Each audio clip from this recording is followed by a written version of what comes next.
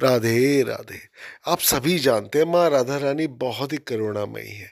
एक बहुत ही सुंदर सी छोटी सी कथा सुनाने जा रहा हूँ। कृपया आप लोग सब श्रवण करें। एक बार तीन साधु थे। वो बरसाना की ओर जा रहे थे। उसमें से एक साधु जो अति वृद्ध था वह कहने लगा कि भाई देखो, अब तो मैं यमुना जी के किनारे आसन लगा कर रहूंगा। तुम दोनों भाई युवा हो, इसलिए तुम लोग आगे को चले जाओ।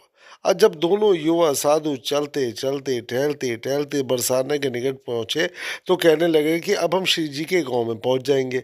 एक तरह से हम राधा रानी के मेहमान हुए, इसलिए हम बरसाना में भिक्षा नहीं मांगेंगे, क्योंकि राधा रानी के मंदिर में आरती के समय जो प्रसाद मिलेगा वह ही खा लेंगे।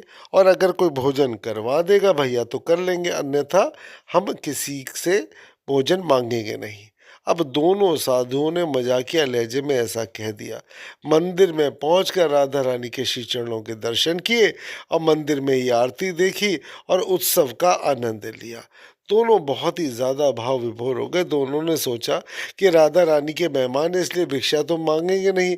अब इसलिए बिना भोजन किए ही सो गए।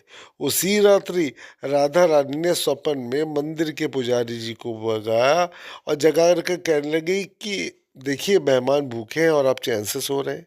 पुजारी जी आश्चर्य में पड़ गए। बोले कि हे माँ, कैसे, कौन मेहमान है? तो राधा रानी कहने लगी कि दो साधु हैं जो बिना भोजन किए सो गए हैं। पुजारी जी जल्दी से उठे और उन्होंने लगाई ढूंढ, अपने सब साथियों को बुला लिया। भैया ढूंढो ढूंढो ढूंढो, ठकुरानी ने दर्शन दिए, ढूंढो। और साधुओं को ढूंढ कर उन्हें जगाया। तो वो पूछने लगे कि क्या आप राधा रानी के मेहमान हैं? तो अब भैया वो बोले हाँ भाई हाँ।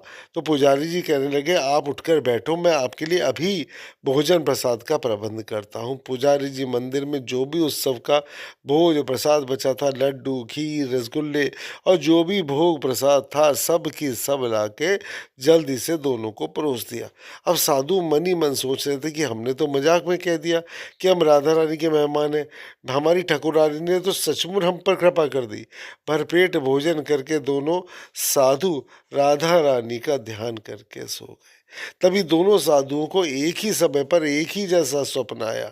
दोनों के सपने में ठाकुरानी आई और पूछने लगी, भोजन करके आपको तृप्ति हुई?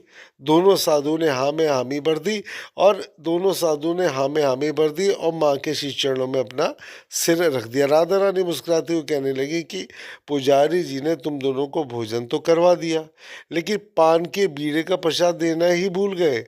अब राधा रानी ने दोनों के सिरहाने पान का बीड़ा रख दिया। स्वप्न के पश्चात दोनों की जैसे ही आंख खुली तो सचमुच पान का बीड़ा अपने सिरहाने पाकर दोनों विस्मित थे।